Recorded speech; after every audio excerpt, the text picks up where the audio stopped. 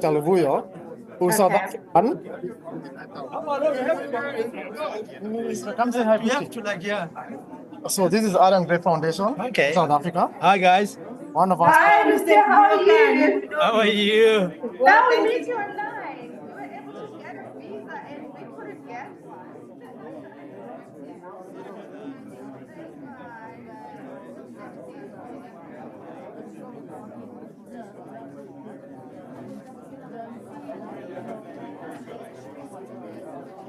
So our moderator is. Yeah. So. Okay.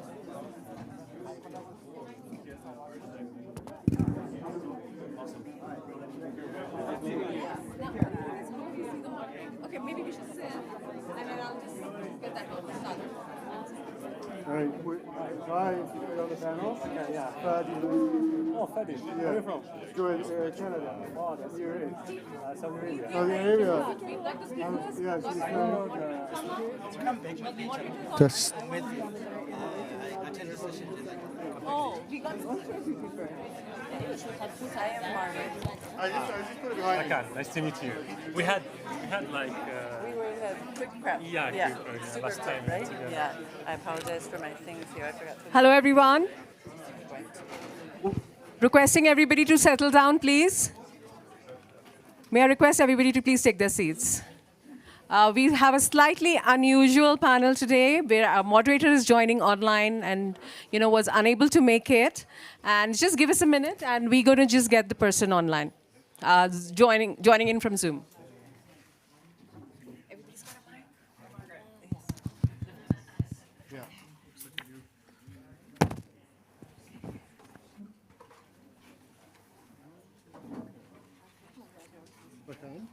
Yeah.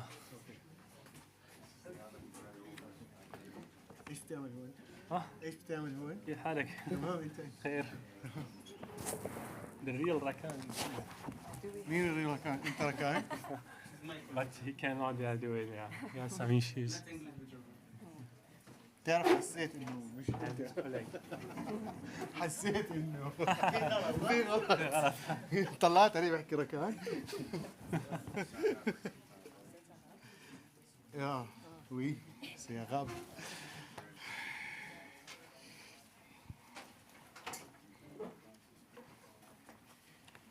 Good afternoon, everyone. I'm just checking my sound if you can all hear me. Are we ready in the room? Yes, we can. Yes, we can. I'm just looking for notes for my fellow panelists. I hope you are all as excited as I am to be here today. Unfortunately, I couldn't be there in person. My visa was denied, but you can be assured that the session and the quality will not be compromised thanks to technology and the amazing speakers we have physically and as well as online. My name is Dr. Nontobeko Mabizela. I am the CEO of the Allan Gray Orbis Foundation in South Africa. And I'm really honored to be moderating this panel discussion on behalf of the Allan and Gill Gray Philanthropies. We're thrilled to have a diverse group of amazing individuals sitting in the room with you, as well as Zimkhitha joining online. Our five esteemed panelists each bring a unique perspective and wealth of experience to the table, and I'm confident that their insights will spark meaningful dialogue and inspire actionable solutions. So I'm really welcoming that to you that this conversation doesn't end in the room, and we are able to continue with this conversation even post the session. At the end of the session, we will leave our email addresses so that you can engage with us. And our topic is that we are delving into is future-proofing youth, a call to action. And this is an incredibly vital conversation as it addresses the steps that we need to take to ensure that our youth are equipped and empowered to face the challenges of tomorrow. And this panel will explore systematic approaches to equipping youth with skills, mindsets, and opportunities to strive. My work, as well as other people's work, focuses on entrepreneurship and employability. And and how we can collaborate as an ecosystem to unlock youth potential and strive to make sure that everyone is included and they can participate fully in the economy. So I can also share a number of examples of different stories from our very own organizations and programs that we run throughout Africa as Allan and Gill great philanthropies. So in terms of how we've empowered youth with entrepreneurial skills to respond to unemployment and job creation. But I will start. We will have a chance to take the questions from the floor towards the end of the session. We have 45 minutes. And we don't want to waste too much time. So I will start with our panelists, and each panelist will introduce themselves and talk a little bit about the work that they do. And I am going to start with Fadi. I'm not sure if he's in the room.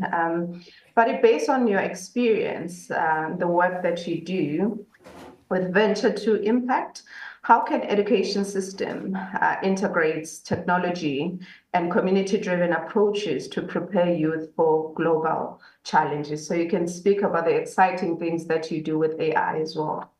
Yeah, awesome. Well, thank you so much for facilitating this panel, and thank you all for attending. And I'm just really proud to be a part of a diverse panel here. I think that's really important, just to hear lots of different perspectives and point of views today. So just honored to be here. I think one thing that might be just important is to define youth and what is a youth. So according to the UN, and for me, I'm based in Canada, so according to the Canadian government and probably many other agencies, youth is someone between 15 and 29, so really someone between 15 and under 30. And so when we think about youth right now, you're probably thinking about Gen Zs. So these are digital natives. These are people that grew up with the internet, grew up with technology. The later end of youth, like the kind of 28, 29, you're kind of thinking about millennials. Some identify themselves as Zoolennials, which is a term I only just learned about. So they don't necessarily identify with being a Gen Z, and they don't identify with being a millennial. And when we think about youth, in terms of being digital natives, for me, I'm a millennial, so I remember when my parents brought a computer into the house, but millennials, Gen Zs just grew up with technology around them all the time. And so some of the things to think about in terms of empowering youth and technology is less about the technology. Like, they are familiar with technology, they know how to use it, and they live in an age of abundance of information. So, and especially with generative AI, this is a place where, they can interpret the information for them that they find online. So one of the things that we can do to support youth with technology and with learning is really help them with discernment. So how do you know that the information that you're seeing online is actually true and factual? And that how do you kind of weave through the garbage to get to the right information that you need? I think that's really important. One of the other things that would be really interesting or really important to educate youth on related to technology is just being online and I guess the ecosystem of scamming. So as the technology is improving, scammers are also improving in the way that they're targeting youth. So I had an intern in Venture to Impact, my organization, last year that almost got scammed to the tune of like $300 because she got an email from me that asked her to go and buy like $500 of Apple gift cards and send them to me directly, and that I will pay her later. And what ended up happening was that as she was checking out at the corner store around the corner from their house, the lady said, "Oh, honey, I think you're getting scammed." So youth know how to be online, and they are super technologically competent, but discerning the information that they get and discerning what's right and what's a scam, I think these are really important things to think about. And then the last thing to think about from my perspective, one of the other things I guess to think about in terms of youth and tech education is all forms of education are okay. So, when I was growing up, tech education was on a computer or a laptop, and we were learning in a very systematic, formal way. But now, education can happen, depends on the context and the infrastructure of the country or where the youth is based. It can happen on a laptop, it can happen on a smartphone, it can happen through gamification. So just democratizing that the way that youth are kind of interpreting and interacting with technology is really important. So those are kind of the things that I think about related to education and youth and technology. Thank you, Fadi. We'll certainly circle back to hear more about the Gen Zs, the tech, and how they respond to these different solutions. But for now, Tatiana, as a global shaper, how can we ensure that underserved communities have equal access to STEM as well as entrepreneurial education?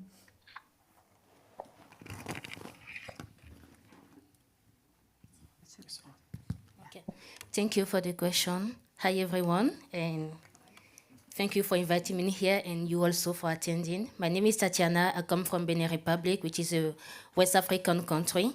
My work is basically around how do we make sure that young people, or mostly the one from the French-speaking countries, are more included into this 21st century in terms of skills, in terms of education, in terms of mentorship as well.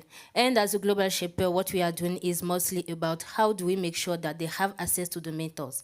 And when you ask me the question about how do we make sure that people in the underserved communities are more included about, I want us to not think only about technology.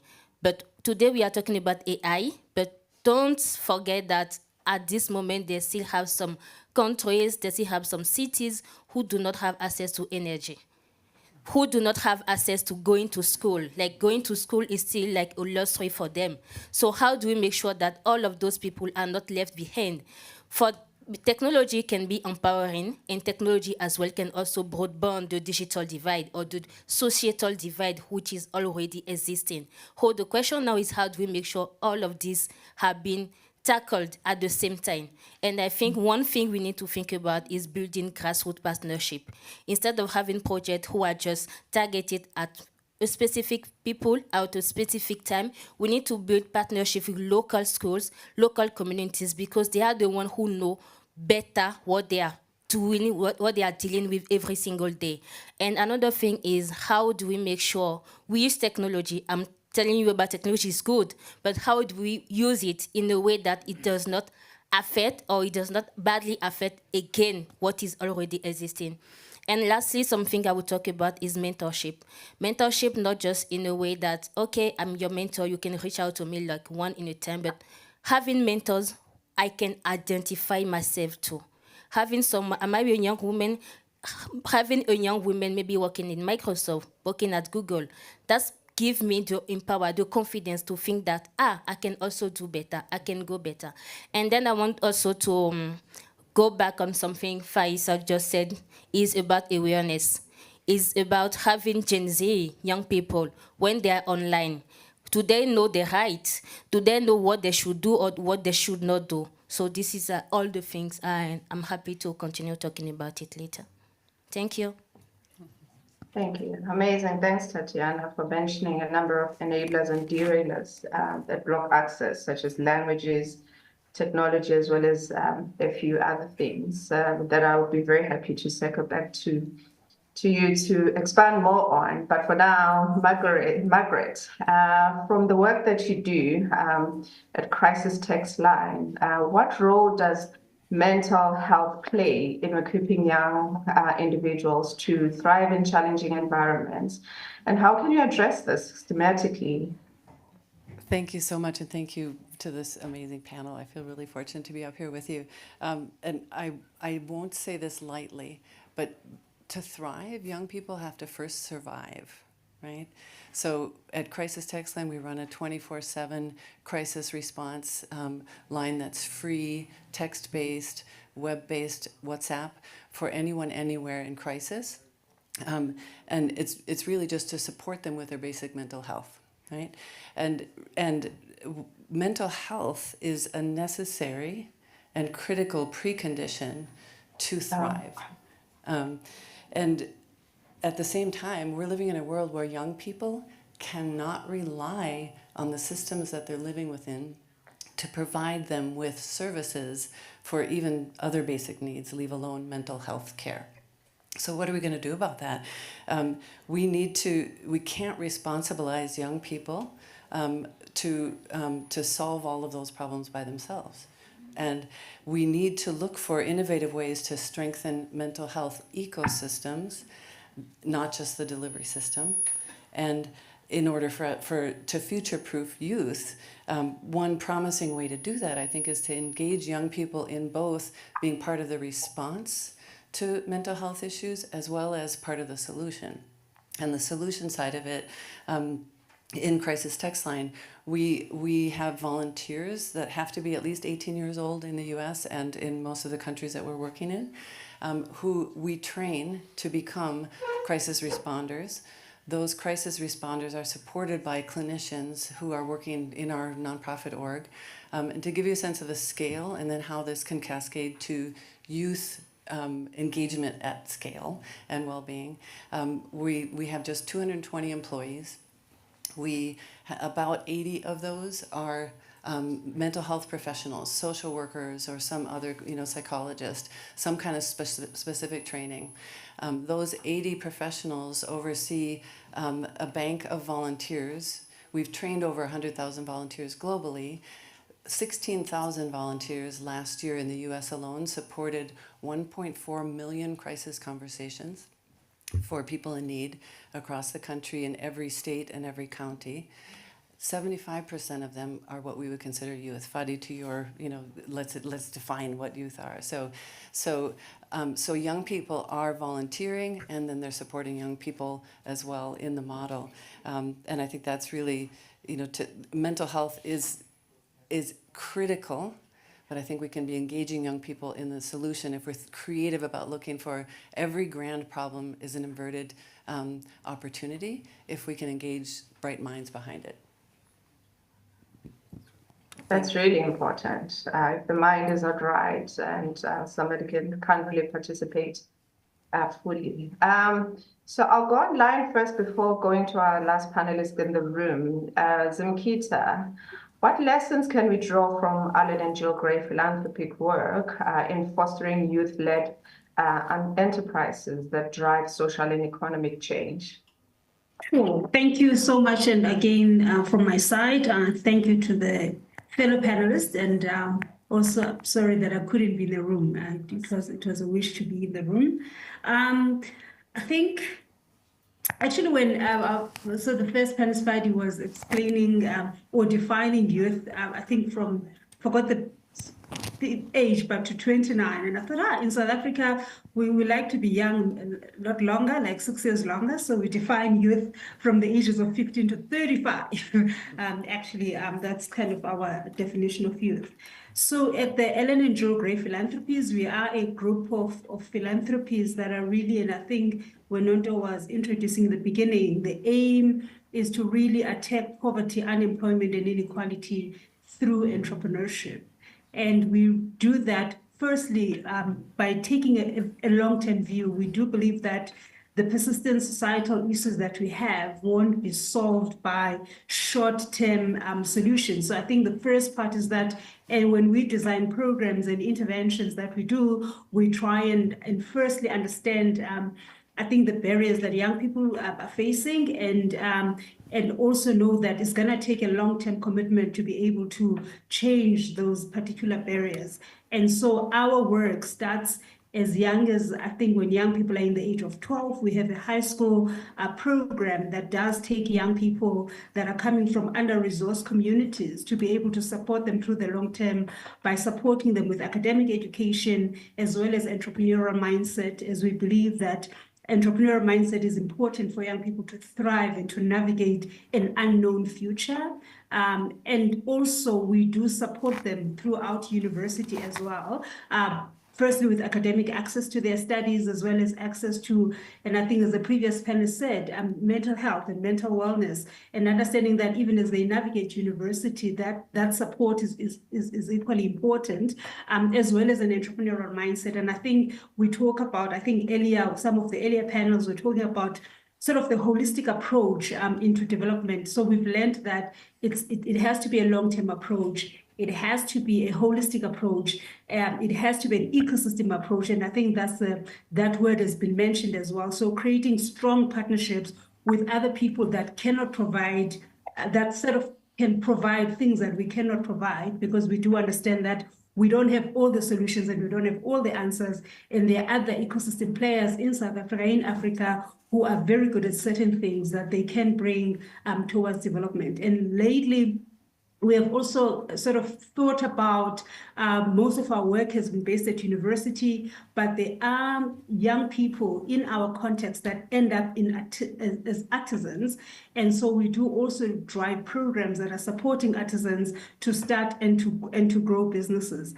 And I think the three biggest lessons, maybe if I can repeat them, is we've learned that it does take a long-term approach. We have learned that it does take an ecosystem approach. There's an African saying that it takes a village to raise a child, that it's gonna take an ecosystem to absolutely support young people. And thirdly, we've learned, and I think that word has been mentioned again by the previous panelists around scaling, that it's all good and well to have solutions that can support 10 people, 50 people, 100 people, or 1,000, but how do you create systemic change, and how do you provide solutions that can work and can work at scale? And I think that's one of the things we are currently working on, trying to figure out how do we take what has worked and be able to scale what has worked without losing the quality of what has worked, so that many more young people can benefit from the social innovations that we're coming through in different organizations as well as in the entire ecosystem. Thank you. Thank you. Managing our time, and also we started a little bit later, so I will not summarize much after each speaker, but we'll go back to the room to our last panelist, Alnefaie. I hope I'm pronouncing your name correctly. I did practice, but I struggled. Maybe you can start with it. How can research and innovation models be scaled to support entrepreneurial ecosystems across Africa or across the world? Thank you so much, Dr. Nontobeko, and thank you for joining this great opportunity with these great panels and distinguished guests. First of all, maybe from my background and also our experience in Saudi Arabia, what you have done, I think I can say 10 years ago, maybe you can I think we created a good example of social innovation and social entrepreneurship in Middle East and all the MENA region. In our experience in this country, I think we focus more in aligned with the vision of Saudi Arabia 2030. One of the key pillars of this vision is how to create a vibrant community. So, as you know, Saudi Arabia and the majority of countries in the MENA region, the majority of people are youth there. So, and all this like power, the manpower are, I think, neglected for a few long years. Why? Because the economy of Saudi Arabia focuses more in oil and gas. There is no real program and also initiative to support this category of people. So until the 2019, and aligned with the Saudi Arabia Vision 2030, I think we created a new ecosystem of supporting youth and social enterprises in Middle East and MENA region. Focus more in, like, you can say, how to integrate these people in the economy, real economy beyond like oil and gas, and so on, for like to reach the diversification of economy. So one of the vision is to create youth lab in the whole country. So in Saudi Arabia, we have like 13 regions. So we have more than 13 lab for social innovation. It's like mainly to come up with solution for youth issues and youth problems. So I think in the first 5 years, we can target more than 60,000 people joining these programs and also this lab. The second thing is the program of social enterprises. So in the line with this vision, the government and also created an ecosystem of social enterprises is like, I can say, collaboration between public sector and also private sector, even non-profit and philanthropic sector as well. So as you know, in this country, for example, in our experience, we have fund. I think we have like more of potential programs, but we don't like have like a strong ecosystem. So our vision in that time is how to create a strong and comprehensive ecosystem that to make sure that's come together and also integrate all these people together and work together. So one of the reason, I think the result now in the MENA region, all the Middle East, and maybe how we can like do these things in Africa and around the world, is we have like three, we can say, main focus. Is environment resilience. So we created social innovation resilience, environment resilience in Saudi Arabia. So we come up with a solution in energy. We're working mainly with the Ministry of Energy. So to integrate this kind of people and also innovators and social innovators to work together to come with the solutions. So this is the first thing. The second thing is also with the culture, the lab of social innovation culture. So it's like something, I can say, unique in our culture in MENA region and Saudi Arabia and those things, how we can preserve our culture through social innovation. So we come up with many programs for like targeting even many sectors like music and also, I can say, Minecraft. So this created job as well is not only for the social innovators, but also for less advantaged people in the region. So we work mainly with local communities. I think we teach them and also we make like a capacity building, how to do this kind of craft and so on. And we create a chain even for like a store, concept store, and also some platforms for them to sell their product. So here, I think our approach is how we can use like social innovation also for economy growth as well. So this is like, first of all, like we work with environment resilience, like to come up with the green solutions and also energy and so on. The second thing is for like social empowerment of less advantaged group. And now we are also having an ongoing program with universities as well, how to make like knowledge and also research is one of the key components for this ecosystem as well. So always we have this, I think, issue or this question between industry and practice and academia. So I think here we are trying to have like to address this gap, how to like invite students and also professors to come together to see the issues that we are working on and also try to solve. So we have now, I think, what a Meagher lab of social innovation and in MENA region, Middle East, in University of Petroleum in Riyadh.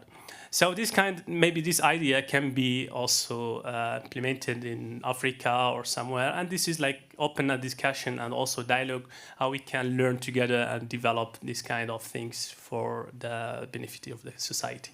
Thank you. Okay. Well, thank you. That's amazing. Time flies when you are having fun.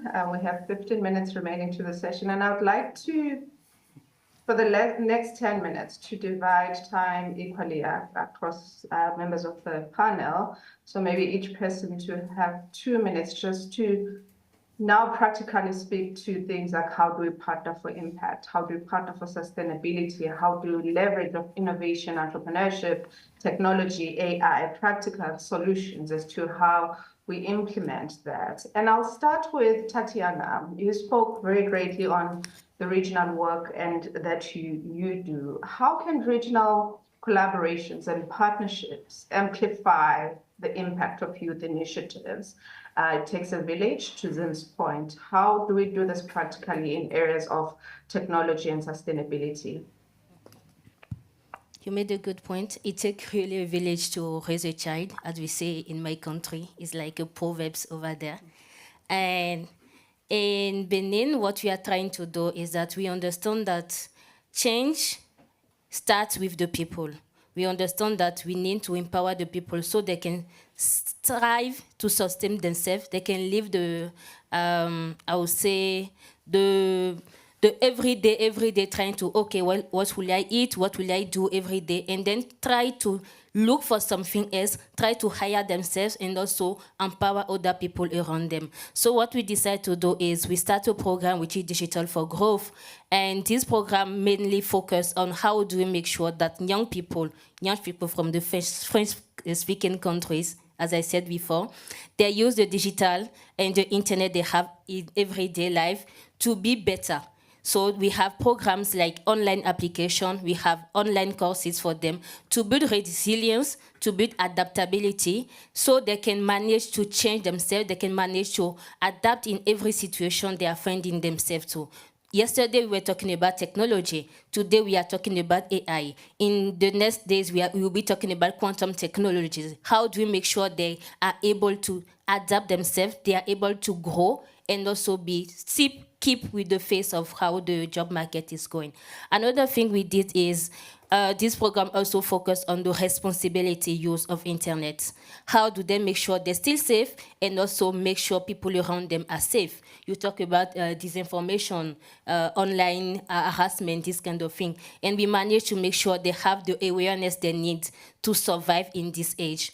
And we also understand that we cannot do everything ourselves. So we had to partner with different organizations like Women Tech Makers, Google Developers Group, Internet Society. And those young people, after the program, they get to enter those programs, the other of our partners, and then they can continue based on their interests.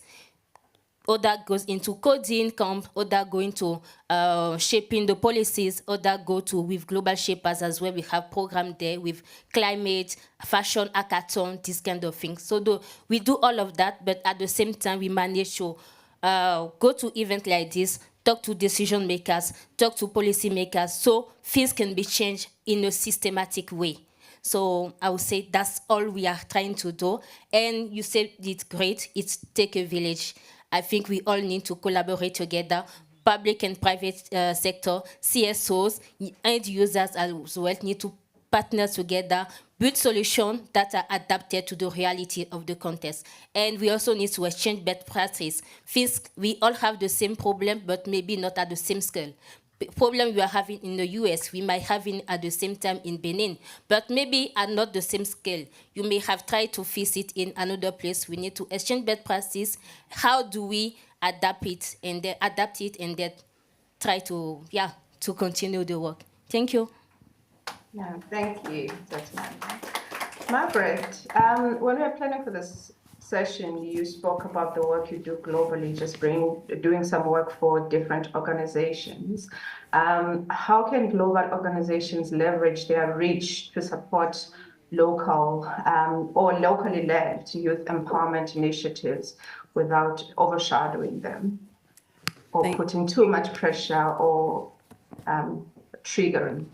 Yeah, thank you so much. And I love the question. I think I'm going to reflect back on some themes that I'm hearing across every one of the amazing speakers on the panel. Is I think if you focus on transferable and transversal skills for the intelligent age, which is really one of the important themes of the World Economic Forum, and I think I'm hearing that all of the programs up here as examples are doing that, and your great work at Allan Gray Foundation is really focusing on that on a continuum. I think then we can focus on things like active listening, critical thinking, problem solving, the self-care and individual resilience. That also then pulls in reciprocal care, care for the environment, care for others around you, and community and collective well-being. And that all requires us to be working in partnership and collaboration. And I think I'm hearing great examples here and in what you do again at Allan Gray that engage young people as partners in that ecosystem, and then other players and collaborators in that. So I think, to me, it's really thinking out of the box with respect to what are the value chains of something you're trying to improve. So in our case, we're trying to improve mental health. If the ecosystem isn't as strong as it needs to be, where do we start, and how do we identify the players in the system that we can then connect better with? How could we become, for example, part of what another organization is already doing instead of reinventing the wheel? How might we then take our platform and model and incorporate it into and actually change it to become a localized innovation? So I think that's how I really see the magic of what I'm hearing in the panel come to life in partnerships for moving this kind of model for crisis response as an opportunity to innovate and also address and redress mental health issues worldwide. Thank you. Thank you. Alnefaie, I'm quickly circling back to you because I don't want to miss the point you mentioned on regional collaborations and the work that you do. Please just zoom in on one practical or transformative example that has amplified impact in the work that you do. If you were to highlight one thing that has worked and yielded more impact, and how you've partnered with others to make that a reality. Who's it for? It was, sorry, I keep butchering his name, Alnefaie. Rakan, maybe let me focus on that. Thank you so much. Yeah, I think, and from my perspective, our perspective now, I think is the future now is for collaboration first. I think from our vision and also what we have seen today, I think all people now looking how to learn from each other and working together, even in the same countries or regional work. And I think Social Innovation House today, or this initiative, I think will be as a great start to work together for this vision and this goal. Through our perspective and our background, so we cannot any entity reach the impact, the real impact, even economic impact or social impact, and to solve any issues in the community in itself. So because all our problems now are very complicated. So when we have complicated problems, so we need a group work and we can have a comprehensive work or something like that. So to solve these problems, so we need a group work and together and come with strategies and come with visions together. So just to work without any strategy and any vision is a waste of time and waste of budget of money. So the most important now is we can under the catalyst or under Social Innovation House, we need to have this kind of strategic work to work together, is under the chapters and even organizations and even individuals, how to see how we can work and to solve this problem. So this I can highlight, and also can use now technology is very important now to leverage these issues and to work together for the benefit of the community. That's all. Thank you. Thank you. Fadi and Zimkhitha, my last question is the same for the two of you. So it's just focusing on the work that you have done. What frameworks have proven to be effective in aligning government, businesses to create really scalable opportunities for youth? Can be Gen Zs, AI. I think let me start in the room with Fadi. Yeah, great question. So I realized when everyone was going around, they talked about their work except for me.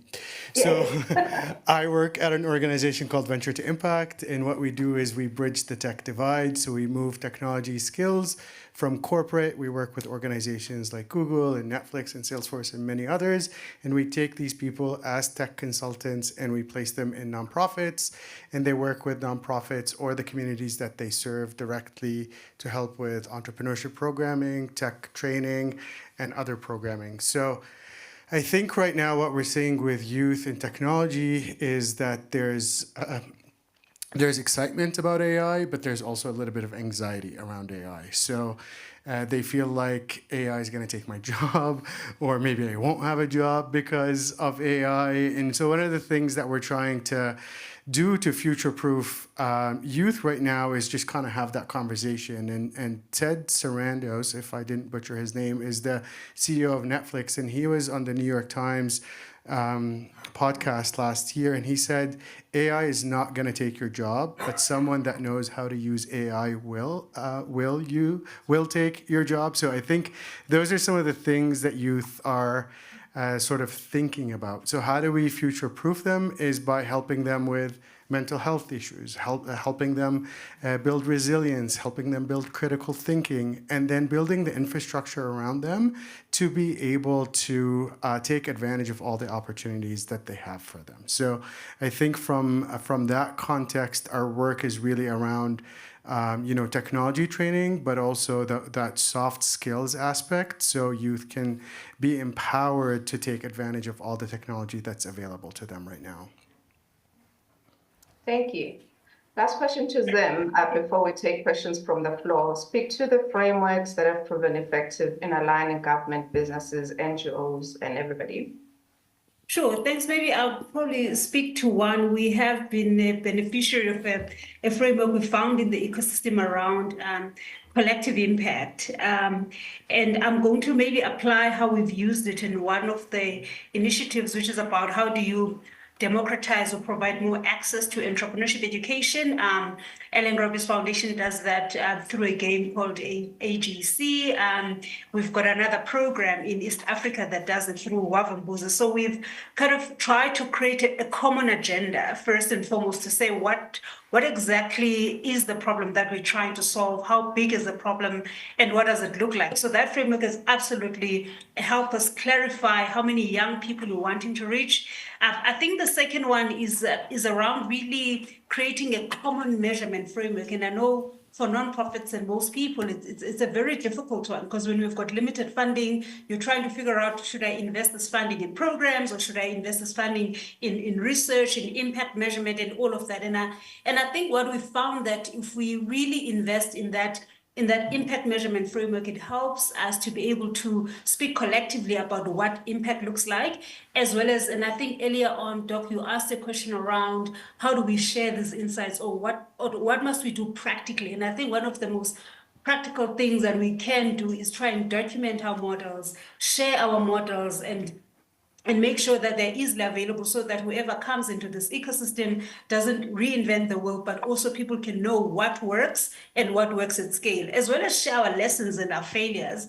And I also think we learned that collaboration has to be coordinated, that there really has to be a backbone organization. So in some ecosystems we belong to, we are the backbone organization that kind of brings people together for dialogues. And in some, we participate in that. So through this game, as well as another initiative we have about reaching schools and ensuring that as many young people have access to entrepreneurship education that develops those critical thinking skills, those resilient skills, and the skills that we're talking about. We have made sure that we map out the ecosystem, we understand who's doing what, we share lessons as well as share failures of things that don't work, and make sure that we can sort of leverage the cost. So for me, as part of this ecosystem, I think the most important thing, if I can pin it down into one thing, would be that idea of investing in impact measurement, investing in research, and investing in sharing those insights widely. Thank you. Thank you, Zimkhitha. We will now take questions from the floor, please. Maria, could you please coordinate for me in the room? I think there's a mic somewhere. They can just go to the mic and ask questions. Anybody has any questions? Thank you. Just taking up your last point, impact measurement. Is there a system around? Would you know about how to measure, and is it already done? Yes. So there's a lot of impact measurement frameworks. And at Venture to Impact, we have something called OIMF, Organizational Impact Measurement Framework. And so it takes all the programs that we do, there's a theory of change around them, and that theory of change gets operationalized into, like, this is very technical, so maybe a little bit boring for some people, but gets operationalized into like outputs and outcomes. And then those get measured through the projects that we deliver. So if we're engaging youth, they could get measured through surveys, through interviews, through various aspects of the engagement. And then that data gets plugged into the impact measurement framework, and then we're able to report on it. So. And would it be connected to sequestration? You may want to use this because she won't be able to hear. And would it be connected to sequestration, for instance, so that you get honored? If you have an impact, you may earn 2 cents or $2. You will get more money. Funders will like you better if you are able to report on your impact, and making the case for your project and funding applications will be easier. I think that's the prize. Operations is the prize. Survival. And I'd like to just jump, you're right. And I think particularly for a nonprofit, impact is your currency. That's the commodity that, it's your currency that impact gets you more money, right? That's what helps fuel nonprofits in particular. But you're looking for impact frameworks or? Impact framework, I'm dreaming of an impact framework, and if somebody is the source of an impact, and how even, are they rewarded or can they be rewarded? Yes. Even so, for the poor people. Yes. If they don't do anything, they do not contribute to the carbon So I'll speak to how we've approached it at Crisis Text Line, and then I'd love for others to respond. First, we look at impact on multiple dimensions. So one is, what is the impact of the service we offer to people in crisis? That's going to be a clinical impact, and that, of course, has a result for those who are on the receiving end. But our volunteer program, we assess impact, and we actually have some of our partners in the room who work across countries to assess that. In that, we're finding that, for example, those who are volunteering are accruing tremendous benefits and transversal skills that we've quantified and qualified as well, and we've published on that. A couple of concrete examples. 50% of our younger volunteers say that this experience helped them to get a job. And 50% say that it helped them to get into an education or training program, those are spillover effects and impacts that aren't designed as part of our program, but we're assessing for that. And then I'm sure your question has many more directions that one could go, but I would like to hear what others say. I think there's more questions. Yeah, there are more questions. We'll take those. And then you and 3 I can see already. Yeah. There's a 4th in the back. So I'm Vikas. I come from India. I'm working with Government of India, and what I have understood in the idea of full future-proofing youth and all, somehow we are too much focused on, this is my personal opinion, we are too much focused on youth trying to take all the responsibility to come forward and say to everybody, okay, I'm ready to do my business or something, give me funding. But somehow there is lot of lack as far as policy interventions are considered. Like how can we go ahead with the idea that what kind of measures can be taken up by the government where youth feels motivated from both sides? That's what I feel. Somehow too much responsibility we are giving on the youth. So that's my question. Anybody who is willing? I will tell you how we don't work with government, if that helps. So we focused on working with the corporate sector in our work, because we're focused on bridging the tech divide, but B, we just thought, especially in terms of youth engagement and engaging in the entrepreneurial programming that we deliver, we needed to work with partners that are a little bit more agile, a little bit more innovative, and a little bit more open to the structures and the ideas that we can bring to the table. And it became quite evident that government was not the right partner for us, at least for right now. So I think from like an organizational standpoint, like some of my colleagues online said, like it's really important for you to think about what do you want to do and the impact that you want to achieve, and who can be systematically your partner in that. Of course, we engage with government in various capacities when we are operating as an organization, but they're not a funder or a big kind of stakeholder in the funding and the program design side, just because we needed the agility and the innovation of the private sector to fuel our programming. So I don't have the right answer for you, so I don't know why I jumped in. This is a fail. Is this recorded? How? Hi, Mom. I can add something quickly. Yes. So, I'll not take more than 30 seconds. So, basically, I got partial answer, but my idea is ultimately future-proofing youth should be more about who are not aware of what does it mean to be successful, like people who are staying in the rural areas, who are far away from realities. What is entrepreneurship? What are the schemes? What is venture? Like those people, if we don't bring them on board, then it will be a huge divide that will be created after some years. Maybe there will be again like rich, poor. Same will become with the youth, educated youth and uneducated youth. It will keep on increasing. So how to bring that rural people? Yeah. I think your question is why we said that collaboration and working together is essential. One organization cannot do everything. There are some organizations who are focused on working with the government. There are others who are more focused about working with the private sector.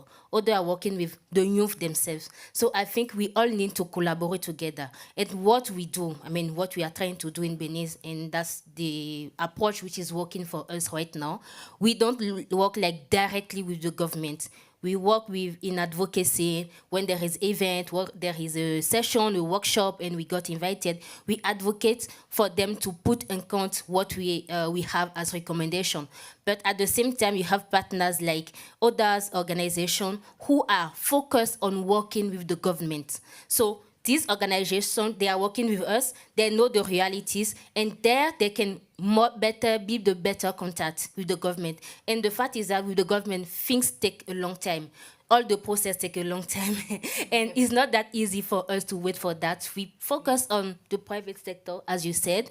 For example, when we have hackathons, when you send an email or you send a letter to an official for the government, in 1 month you might not get a response unless you are working directly with them. But with the private sector, it's much easier. When we have robotic hackathon, artificial intelligence hackathon, it's better for us to work with the private sector many times, and then we get the exposure, we get the confidence, we get like the level we can have, and then directly the government themselves, they reach out to us. And that's how we try to May I add something Thank you. just for this So point? if I may, Just one. Yeah, please. all right. So no, sorry, I was going to say if I may, because we kind of have done both, of working with government, but also sort of collaborating as private sector, and how we have approached it was, for example, in one of our programs, we've got a working group with the Department of Basic Education, where we're trying to influence some work in curriculum and bring entrepreneurship education in schools. But in parallel to that, we still continue with our programmatic work, and seeing our programmatic work rather as a lab and as an experiment to be able to find out what works and what can work at scale. And I think I understand the governments are slow and they take too much time to change, and 20 years to change curriculum, but we've tried to be able to balance both by bringing them alongside the conversation. And actually, in our TVET colleges, we've been quite relatively successful in doing that we've been allowed to support and work with all 50 artisan colleges in South Africa. So I agree with my panelists, it's difficult, but at the same time, keeping those conversations going is quite important. Yes. I'll take one more response from Rakan and then we close, please. May I offer a question? May I offer a question?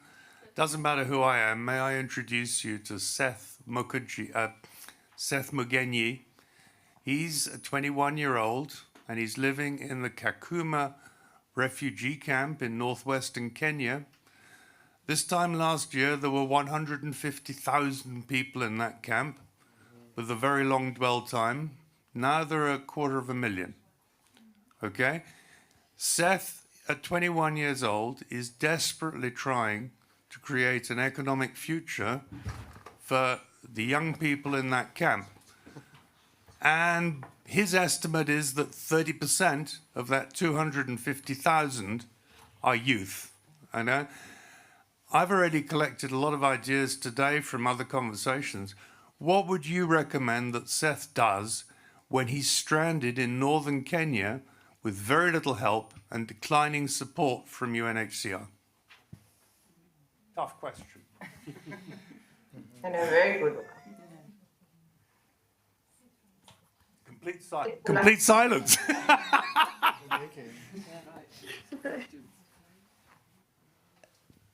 I'm prepared to answer, but I don't want to speak for others. So I mean, UNHCR is in a really difficult spot right now. So I would say to someone in that situation, there are amazing networks of young leaders who are operating through the refugee population in different locations. And so I would say network, reach out to people like us who can refer him to other people and connect him to a network that can help him begin to think about how he might take those challenges and in some way convert them into opportunities. There are programs, for example, that have come out of UNHCR to work on English language skills to get into education programs that are in collaboration with Duolingo. We were just chatting on the side before. So I feel you. There are many young people that I'm also connected to that are coming through life pathways like that. So I would say network. Let's help them. So if that's someone that any of us can help, refer and we'll do our best to network and refer on. Yeah, it's many hands make light work, and none of us should be alone, and we aren't if we reach out. So thank you.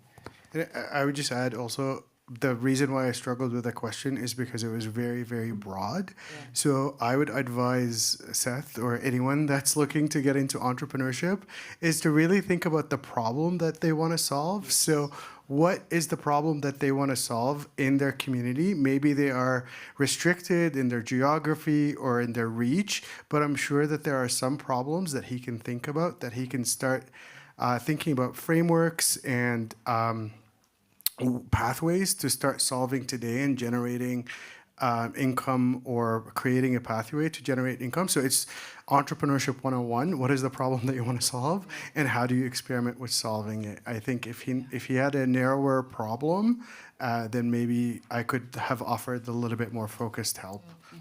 Another thing maybe can I add is to reach the right people for this guy or for any this kind of situation in these communities. Always there is a lack of support. And the real support is not, there is like a few support from fan or from the things, but there is lack of real support.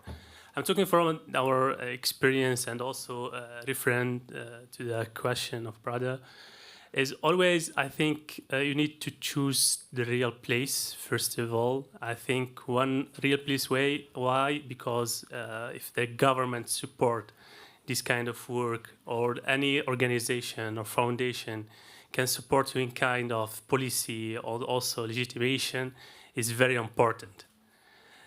For example, in the ecosystem that we try to do in Saudi Arabia, I think thousands of youth and also of people like this guy suffering in deserts, suffering, and I think there is no real support. But when the government decided to do something, I think people can can find their way. For example, for us, we are a private sector, but we are working mainly directly with the government. Why? Because the government now take these kind of things in their regulation and their eye. That's why I think to solve the problem is not enough, but you need to find the place, the real place, and also the proper supporter. Okay. Can I just Thank add you. something? Sorry, we have to bring the session to a close. We're over time. I can see that there's still excitement in the room, which is good. But just one last thing, literally 5 seconds to the panel. If we had to put up a billboard next to the freeway, just encouraging people to respond to future-proofing youth, what would that slogan look like for you that you put up on the billboard? Zim, you have had time to prepare for this question, and I'll start with you, and then I'll give each panelist member 5 seconds to say what that billboard statement is for them. I think it would be my African, the African proverb that it takes a village to raise a child. Okay. Whoever is ready, I won't call names. What is your statement? Who's the question? I would just go. I would just say everyone matters.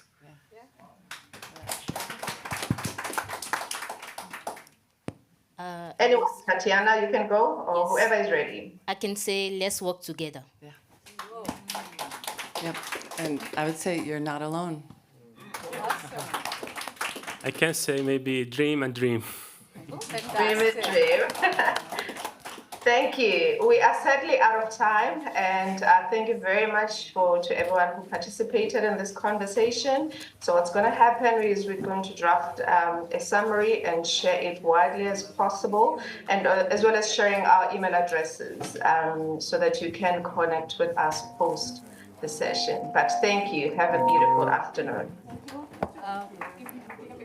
So the speakers are available for you to maybe move to another room to talk to them on the second floor, or you can talk to them here. We'll just do a picture and then